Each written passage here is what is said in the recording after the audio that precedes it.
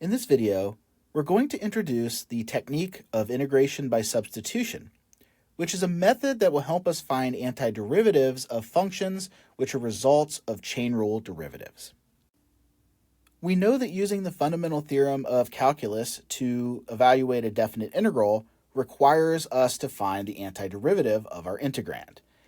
If our integrand is a relatively elementary function, like a polynomial or a trig function or e to the x, then finding an antiderivative is easy.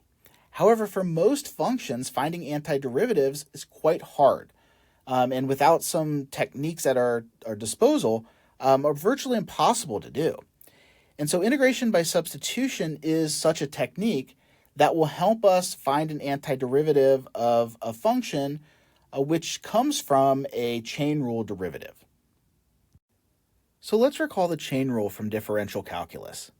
The chain rule states that the derivative of a composition of two functions, such as capital F of g of x, is equal to the derivative of our outside function, capital F prime, evaluated at our inside function g, multiplied by the derivative of the inside function g prime of x.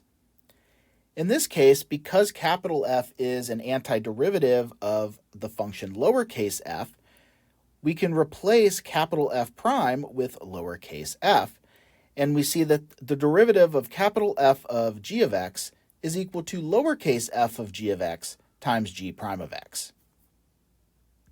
Like all derivative statements, we can translate the chain rule to a statement about antiderivatives. In this case, the corresponding statement would be that the indefinite integral of f of g of x times g prime of x, which is the derivative of our composition, is going to equal the composition capital F of g of x plus some arbitrary constant c. So this statement then tells us that if we're integrating a function of this particular form, namely a product of a composition of two functions with the derivative of the inside function, then we have an antiderivative over here by taking an antiderivative of the function lowercase f and evaluating it at the function g of x. We can make this a little bit simpler in terms of the notation by making a substitution. We can let u be the function g of x, and therefore the derivative of u, which we'll denote as du, will be the derivative of g of x, which is g prime of x dx. And so we can substitute u and du into this equation and obtain the standard substitution rule. Here is a formal statement for the substitution rule that we just derived. If u is equal to the function g of x and f of x happens to be continuous, then the integral of f of g of x times g prime of x is equal to capital F of u plus c, where capital F is the antiderivative of lowercase f. Now this expression on the right-hand side could be rewritten using the fact that capital F is the antiderivative of lowercase f.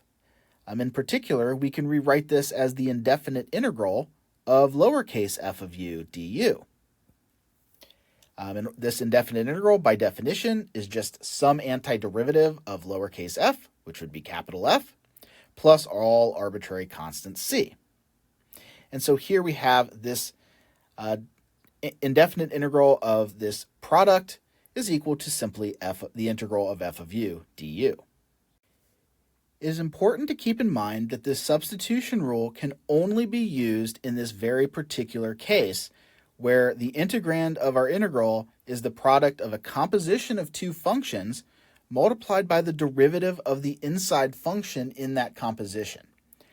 Whenever we see an integral that has this form or can easily be manipulated into having that form, then the substitution rule will typically be the proper technique to use and will usually give us a very easy integral to compute.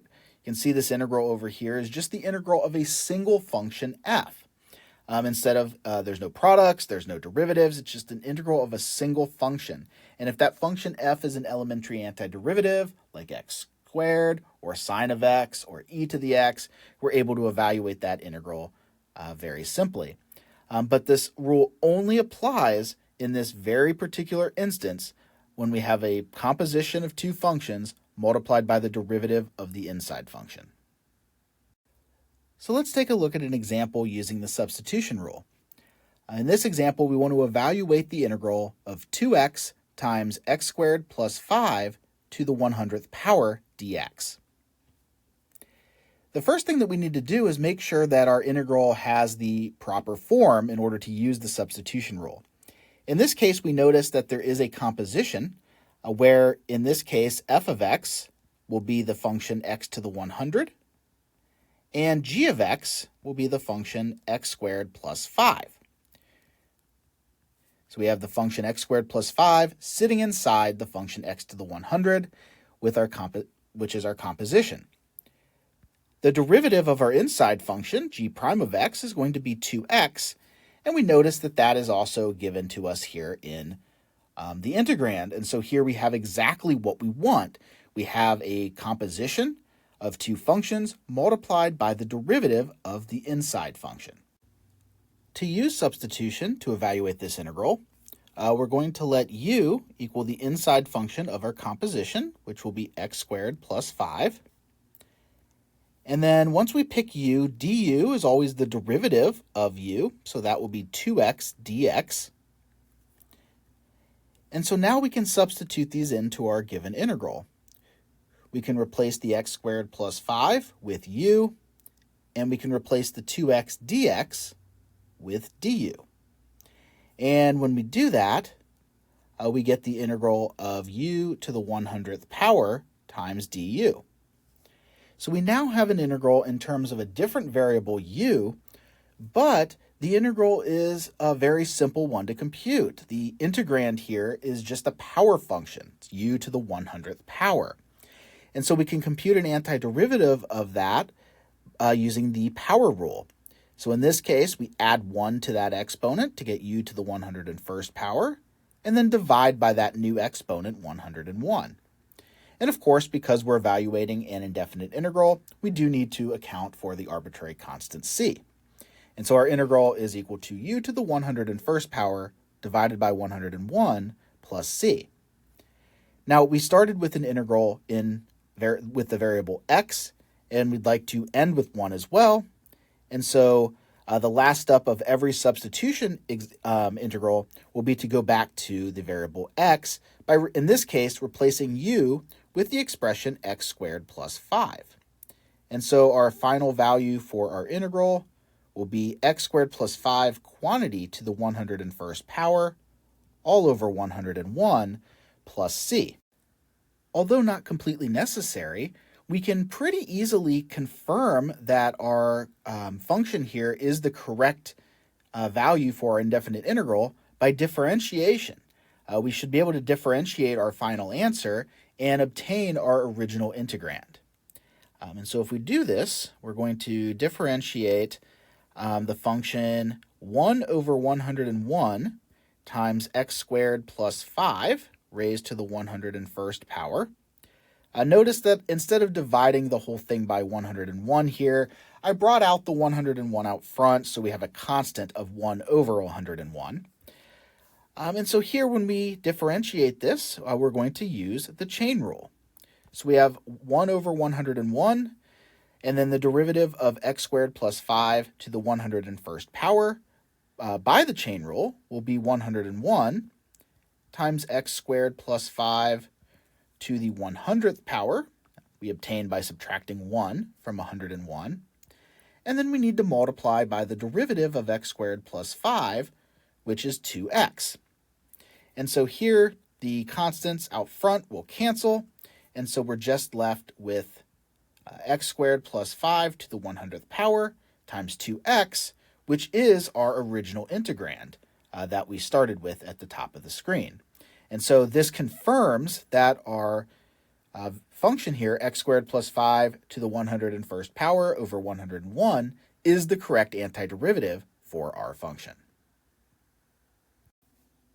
If you'd like to try a similar example, try to evaluate the integral of 4x cubed cosine x to the 4th plus 2 dx.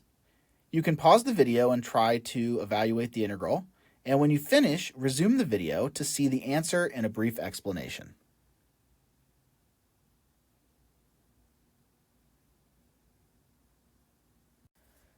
To do this substitution, we'll let u be x to the fourth plus 2, which is the inside function of our composition, since it lies inside the cosine function.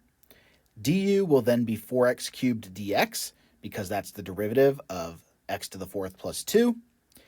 We substitute u and du into our integral and obtain the integral of cosine u du. The antiderivative of cosine is sine, and so this becomes sine of u plus c. And lastly, we go back to the variable x by replacing u with x to the fourth plus 2, which results in an antiderivative of sine of x to the fourth plus 2. And of course, to get the indefinite integral, we add our arbitrary constant c.